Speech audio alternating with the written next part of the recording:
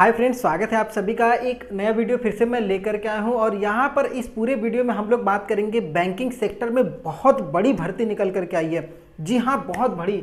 अगर मैं बात करूंगा तो टोटल 1422 पद पर स्टेट बैंक ऑफ इंडिया में भर्ती निकल करके आई है। बहुत बड़ी भर्ती है। ग्रेजुएशन पास आउट कोई भी कैंडिडेट आवेदन कर सकते हैं। आवेदन करने के लिए कौन कौन सा लैंग्वेज आना चाहिए, किस किस राज्य में ये भर्ती निकल करके आई है, कैसे सिलेक्शन प्रोसेस होगा, कैसे आपका एग्ज़ाम होगा, एग्ज़ाम में जो आपका पूरा मेरिट बनेगा वो किस हिसाब से बनेगा, वो सब चीज़ें, एग्ज़ाम में आपका नेगेटिव मार्किंग है नहीं है, इंटरव्यू कितने नंबर का होगा, डिस्क्रिप्टिव पेपर कितने नंबर का होगा, A to Z पूरे वीडियो में बात करूंगा। सबसे पहले शुरुआत करते हैं स्टेट बैंक ऑफ इंडिया में सर्किल ऑफिसर। जी हाँ, सर्किल बेस्ड ऑफिसर की भर्ती निकाली गई है 2022 में। और ये CBO के नाम से, इसको शॉर्ट फॉर्म में CBO के नाम से सभी जानते हैं। सर्किल बेस्ड ऑफिसर की भर्ती है ऑल ओवर इंडिया। जी हाँ, पूरे भारत के कोई भी कैंडिडेट किसी भी राज्य के हों वो आवेदन कर सकते हैं। 1422 है, जिसमें टोटल 1400 पोस्ट है रेगुलर भर्ती की और 22 पद जो है वो बैकलॉग। बैकलॉग का मतलब होता है पिछले बार जब भी ये भर्ती निकाली गई थी तो उसमें SC ST OBC का सीट बच गया था, वो सीट भी इस बार मिला करके दिया गया है। तो टोटल 1422 1422 सीट पे पूरी भर्ती निकल करके आई है। ऑल ओवर इंडिया में एज जो है 21 साल से 30 साल के कोई भी कैंडिडेट 21 साल से कम नहीं होना चाहिए, 30 साल से ज़्यादा भी नहीं होना चाहिए। और ये एज जो होगा 30 सितंबर 2022, मतलब 30 सितंबर 2022 को आपका 21 साल से कम नहीं हो और 30 साल से ज़्यादा भी नहीं होना चाहिए। ये चीज़ आपको यहाँ पर ध्यान दे देना है। हाँ, अगर SC ST में है तो उनको 5 साल की छूट दी जाएगी, मतलब SC ST वाले 35 साल तक भर सकते हैं। और अगर OBC में है तो इनको 3 साल की छूट दी जाएगी, तो OBC वाले 33 साल तक OBC वाले भर सकते हैं इस फॉर्म को। हाँ, एक चीज़ और मैं आपको बता देता हूँ कि फॉर्म फी लग रहा है जनरल EWS OBC को, जबकि SC ST को फॉर्म फी में यहाँ पर छूट दी गई है। तो ये सब चीज़ें आपको डिस्क्रिप्शन में नोटिफिकेशन का पूरा लिंक दिया हुआ है और आप वहाँ से भी डाउनलोड कर लीजिएगा, तो आपको फॉर्म फी बता दिया जाएगा। एजुकेशन की बात करेंगे तो मैंने बताया नॉर्मल ग्रेजुएट कोई भी कैंडिडेट किसी भी सब्जेक्ट से हो, BA BCom BSc BTech सभी अप्लाई कर सकते हैं। यहाँ तक कि CA वाले भी इस फॉर्म को आवेदन कर सकते हैं। हाँ, एक चीज़ और आपको ध्यान देना है कि फॉर्म चालू हो चुका है 18 तारीख से, मतलब आज से ही ये फॉर्म ऑनलाइन के माध्यम से भरा जा रहा है। SBI के ऑफिशियल वेबसाइट पे या नीचे डिस्क्रिप्शन में भी लिंक आपको मिलेगा, वहाँ से भी आप इस फॉर्म को भर सकते हैं। फॉर्म का लास्ट डेट आपको पता होना चाहिए कि 7 नवंबर तक लास्ट डेट है, मतलब अब 20-25 दिन का जो भी समय है आप उसमें फॉर्म को भर सकते हैं। 7 नवंबर लास्ट डेट है। अब किस किस स्टेट में कितना कितना सीट निकला हुआ है और कौन कौन सी भाषा आपको आनी चाहिए वो भी पता होना चाहिए। देखिए, सबसे पहले यहाँ पर हम लोगों ने बना दिया ऊपर कॉलम, ये सर्किल है। इस सर्किल में कौन कौन से राज्य आएंगे और कौन कौन से राज्य इधर आ रहे हैं और उस राज्य में कौन कौन सी भाषा बोली जाती है वो आपको आना चाहिए। हाँ, एक चीज़ ध्यान दीजिएगा, यहाँ पर जैसे ये सर्किल है भोपाल, अगर भोपाल सर्किल में आप मध्य प्रदेश या छत्तीसगढ़ के निवासी हैं तो आपका भोपाल सर्किल बनेगा। ठीक है, इन दोनों राज्य के जो भी आवेदन करेंगे वो भोपाल सर्किल में करेंगे और उनको हिंदी आना जरूरी है, क्योंकि हिंदी यहाँ की भाषा डिसाइड की गई है। तो हिंदी अगर आ रहा है तो 175 सीट है, आप 175 सीट पे आवेदन कर सकते हैं। इसमें जनरल SC ST OBC सभी का मिला करके हम दिए हैं। अलग अलग कैटेगरी में अलग अलग सीट दिया हुआ है, नोटिफिकेशन में देखिएगा तो पूरा देखने को मिलेगा। अगर वही भुवनेश्वर की बात करेंगे तो भुवनेश्वर में केवल उड़ीसा राज्य के जो निवासी हैं वो आते हैं, तो उनको कम से कम उड़िया लैंग्वेज आना चाहिए। 175 टोटल सीट है। ये जरूरी नहीं है कि केवल आप उड़ीसा के निवासी हैं तो ही आवेदन करेंगे। अगर आपका उड़िया लैंग्वेज से नाता है, आप पढ़े लिखे हैं, वो अगर उड़िया लैंग्वेज आपको पढ़ना लिखना बोलना सब कुछ आता है तो आप इस राज्य से फॉर्म को भर सकते हैं।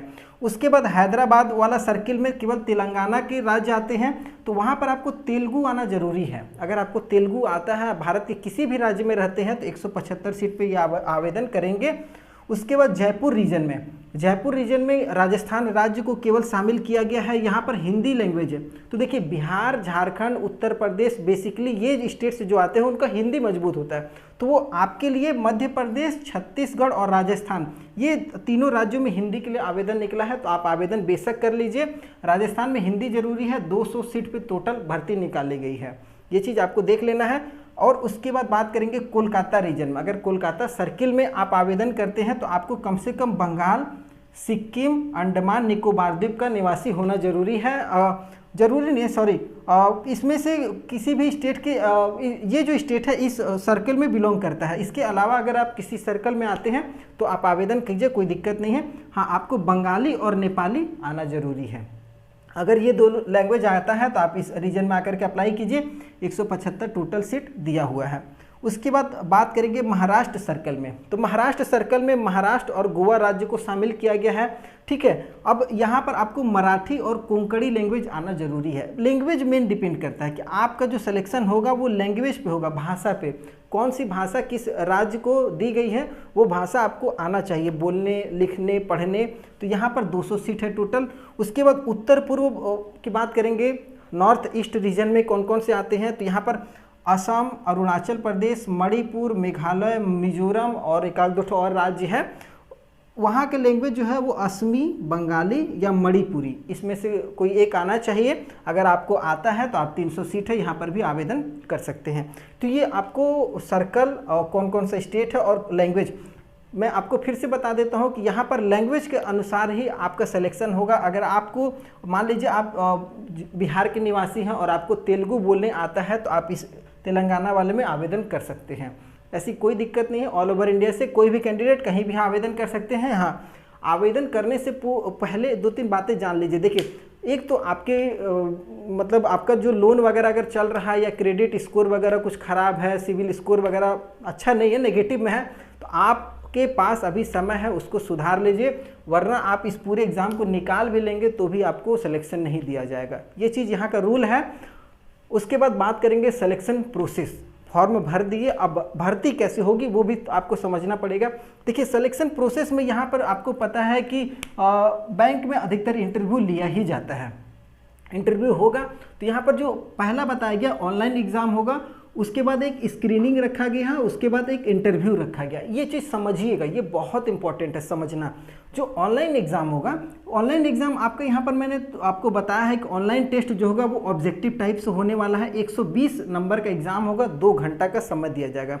अब ये 120 नंबर का जो ये एग्ज़ाम होगा ना, इसमें टोटल 4 भाग में बांटा गया है। 4 आपका सिलेबस दिया गया है, किस किस टॉपिक से आपका क्वेश्चन बनेगा, कितना कितना क्वेश्चन बनेगा और किस किस क्वेश्चन के लिए कितना कितना टाइम दिया जाएगा, वो भी समझिएगा। इसमें आपका ऑनलाइन एग्जाम में एक डिस्क्रिप्टिव पेपर भी दिया जा रहा है, वो भी समझ लीजिए आगे। तो यहाँ पर देखिए, ऑब्जेक्टिव में पहले बात करेंगे तो ऑब्जेक्टिव में इंग्लिश लैंग्वेज से आपका 30 क्वेश्चन बनेगा। हर एक क्वेश्चन एक नंबर का, मतलब 30 नंबर का एग्जाम होगा। 30 मिनट का समय, मतलब 30 क्वेश्चन 30 नंबर और हर एक क्वेश्चन पे 1 मिनट, ठीक है। उसके बाद बैंकिंग से क्वेश्चन रहेगा, बैंकिंग का नॉलेज वगैरह होना चाहिए। इसमें देखिए 40 क्वेश्चन, यहाँ पर थोड़ा सा पकड़िएगा। देखिए, अगर बैंकिंग वाले में तैयारी कर रहे हैं तो 10 नंबर आप यहाँ पर एक्स्ट्रा आपको दिया जा रहा है। तो 40 क्वेश्चन 40 नंबर का और 40 मिनट आपको समय दिया जाएगा। जनरल अवेयरनेस या इकोनॉमी से रिलेटेड सवाल वगैरह आपको अगर तैयारी कर रहे हैं तो ये सब आपको देखना पड़ेगा सिलेबस में। यहाँ भी 30 क्वेश्चन 30 नंबर 30 मिनट। उसके बाद कंप्यूटर से रिलेटेड कुछ क्वेश्चन रहेगा जिसमें आपको मात्र 20 क्वेश्चन है। तो देखिए, कंप्यूटर तो बेसिक तैयारी हो जाती है, आप उस चीज़ों को ज़्यादा कवर कीजिए जिसमें नंबर ज़्यादा है। जैसे आपका बैंकिंग वाले में ज़्यादा नंबर हो रहा, और जनरल अवेयरनेस इकोनॉमी देखिए ये थोड़ा सा आप ले सकते हैं। इंग्लिश लैंग्वेज पर थोड़ा सा फोकस कीजिए, क्योंकि इंग्लिश लैंग्वेज का जो सिलेबस है वो छोटा होता है। अब जनरल अवेयरनेस या इकोनॉमी से रिलेटेड ये अनलिमिटेड क्वेश्चन है, तो इसमें थोड़ा सा आपको समय लगेगा और तैयारी करने में भी। तो आप इंग्लिश लैंग्वेज पे फोकस कर सकते हैं और इस हिसाब से आपको सभी में अच्छा नंबर लाना है, तभी आपका आगे सिलेक्शन होगा।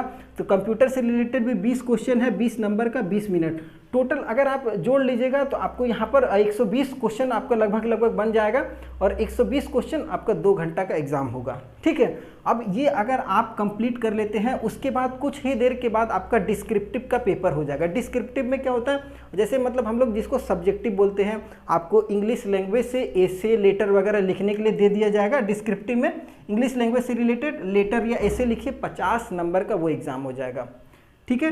तो 50 नंबर का ये हो गया और 120 नंबर का ये हो गया। टोटल 170 नंबर का आपका एग्ज़ाम हो जाएगा।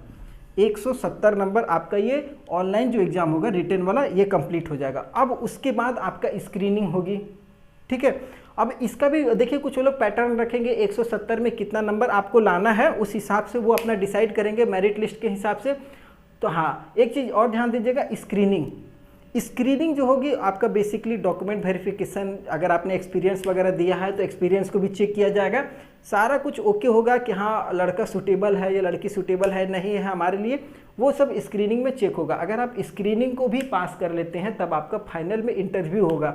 अब इंटरव्यू को थोड़ा सा समझ लीजिए। देखिए इंटरव्यू में आपका बेसिकली यहाँ पर 50 नंबर का इंटरव्यू रखा गया है। जी हाँ, 50 नंबर का इंटरव्यू रहेगा। 50 में आपको कम से कम 50% तो लेकर के आना ही पड़ेगा। अगर आपको अच्छा इसमें स्कोर करना है, आपका जो मेरिट लिस्ट है उसमें आपका नंबर आए तो कम से कम 50% मार्क्स रखिए। और हाँ, एक चीज़ इसमें खुशखबरी क्या है कि कोई भी नेगेटिव मार्किंग नहीं है। 120 क्वेश्चन है, 120 क्वेश्चन को अटेम्प्ट कीजिए, नेगेटिव मार्किंग नहीं दिया गया है तो इसमें चांस आपका बहुत ज़्यादा है सेलेक्ट होने का। ये चीज़ें भी थोड़ा सा ध्यान दीजिएगा तैयारी करने से पहले। और एक चीज़ सबसे लास्ट में बहुत इंपॉर्टेंट है, ध्यान दीजिएगा, 75 और 25 का रेशियो में कम से कम आपको नंबर लाना पड़ेगा। अगर 170 का ये है तो 170 में कम से कम 75 नंबर आपका, 75 का रेशियो, जैसे अगर रेशियो निकाले 100 में तो 100 में 75 आपका 75% ये ऑनलाइन टेस्ट से मेरिट लिस्ट में लिया जाएगा और 25% जो होगा आपका इंटरव्यू से लिया जाएगा। तो आप समझ सकते हैं कि आपको ज़्यादा ध्यान ऑनलाइन टेस्ट वाले पे देना है। अगर आप इसको कंप्लीट करते हैं तो आपका चांस ज़्यादा बनेगा। और अगर कोई प्रॉब्लम हो इस नोटिफिकेशन से रिलेटेड कोई जानकारी या सिलेबस से रिलेटेड कोई जानकारी चाहिए तो कमेंट कीजिए। और वीडियो पसंद आया हो तो चैनल को सब्सक्राइब कीजिएगा। अगले वीडियो में फिर से आपके साथ मिलता हूँ, तब तक के लिए जय हिंद।